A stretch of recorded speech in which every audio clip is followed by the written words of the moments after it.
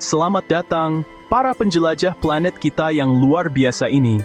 Hari ini, aku mau ajak kalian jalan-jalan ke negeri yang penuh kontras menakjubkan dan keajaiban kuno, Aotearoa, Selandia Baru.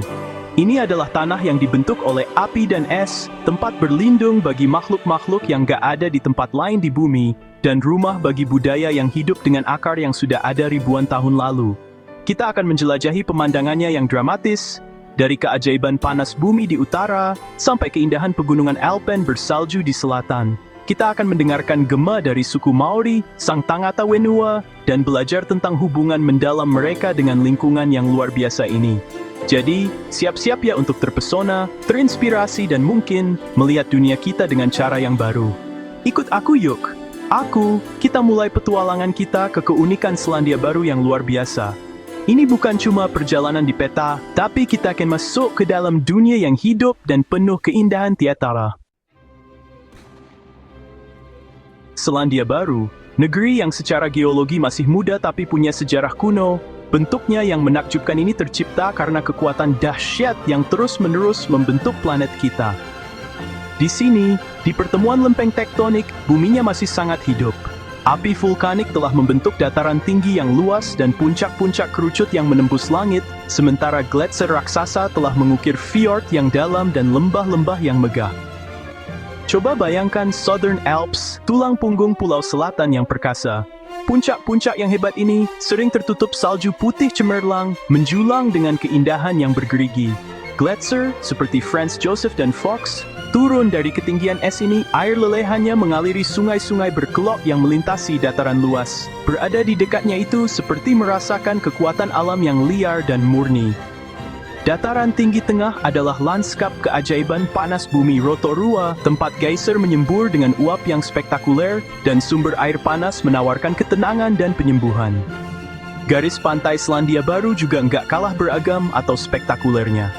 Di barat daya, Fart di Taman Nasional Fiordland, seperti Milford Sound, menjorok jauh ke daratan.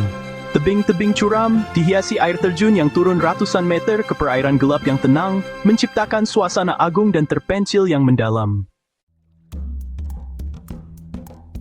Jauh sebelum kapal-kapal Eropa pertama kali muncul di Cakrawala, pulau-pulau ini adalah rumah bagi orang-orang yang bangga dan banyak akal, suku Maori, Sang Tangata Wenua. Hubungan mereka dengan tanah ini sangat dalam, menyatu dalam diri mereka. Papatuanuku, Ibu Pertiwi, dan Ranginui, Bapak Langit, adalah pusat dalam pandangan dunia mereka. Di jantung setiap komunitas Maori ada marae, tempat pertemuan suci yang jadi pusat kehidupan sosial, budaya, dan spiritual. Rumah pertemuan yang diukir dengan indah, warnui, sering melambangkan tubuh leluhur yang dihormati. Tradisi seni Maori itu kaya dan hidup, mengungkapkan pandangan dunia dan cerita mereka melalui seni visual dan pertunjukan yang kuat. Wakairo, seni ukir, gak cuma menghiasi rumah pertemuan tapi juga peralatan, senjata, dan perhiasan pribadi. Di Selandia Baru saat ini, ada kebangkitan dan pemulihan budaya dan bahasa Maori yang kuat. Tereo Maori, yang dulu terancam, rest city bahasa resmi negara, makin sering terus sekolah, televisi, dan kemudian niswari. Selandia Baru, dengan bentuk tanahnya yang dramatis dan alam liarnya, sudah lama memanggil jiwa-jiwa petualang. Ini adalah negeri yang sepertinya memang diciptakan untuk keseruan, taman bermain alami tempat batas kemampuan manusia terus diuji dan diperluas. Mungkin nggak ada kegiatan yang lebih identik dengan reputasi petualangan Selandia Baru selain bungee jumping. Tempat-tempat ikonik seperti jembatan gantung Kawarau Gorge dekat Queenstown masih menarik para pencari sensasi dari seluruh dunia. Banyaknya sungai di negara ini menyediakan arena yang sempurna untuk arung jeram dan kayak. Sungai Kaituna di Pulau Utara, dengan air terjun Tutea yang terkenal, air terjun tertinggi di dunia yang diarungi secara komersial, menawarkan pengalaman yang sangat intens. Buat yang lebih suka menjelajahi dunia tersembunyi di bawah permukaan, Selandia Baru menawarkan petualangan gua dan arung jeram air hitam yang luar biasa. Gua Waitomo di Pulau Utara sangat terkenal karena formasi batu kapurnya yang menakjubkan dan cacing pendar. Negara ini punya banyak jalur pendakian yang dikenal sebagai jalur tramping, termasuk 9 Great Walks yang melintasi beberapa pemandangan paling spektakuler dan beragam yang bisa dibayangkan. Saat musim dingin menyelimuti pegunungan, Selandia Baru berubah menjadi Alps untuk ski dan snowboarding. Karena terisolasi secara geografis untuk waktu yang lama, Selandia Baru punya satwa liar yang unik dan seringkali aneh.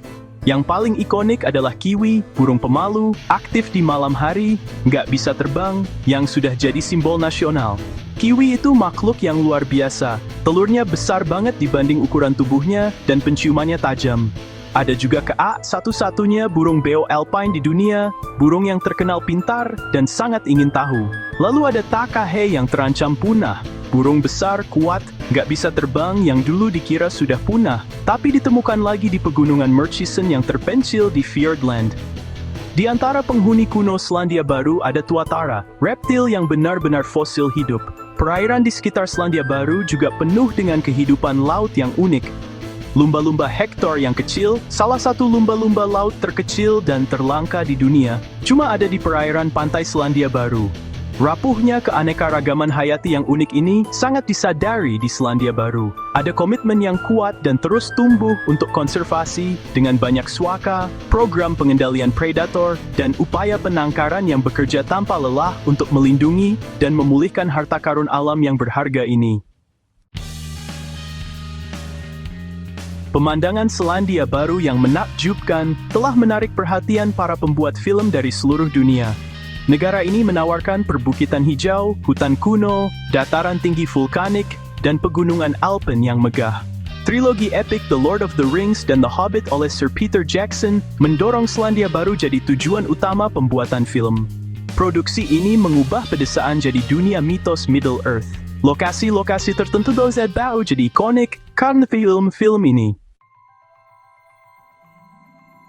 Perjalanan kita menjelajahi keunikan Selandia Baru yang luar biasa telah menunjukkan negeri dengan keragaman yang benar-benar menakjubkan dan keindahan yang mendalam. Kita sudah menjelajahi pemandangannya yang menakjubkan, merasakan gema tradisi Maori kuno, dan melihat sekilas keseruan wisata petualangannya. Kita sudah bertemu satwa liar yang gak ada di tempat lain di bumi, dan melihat bagaimana pemandangan ini diubah jadi dunia sihir di film.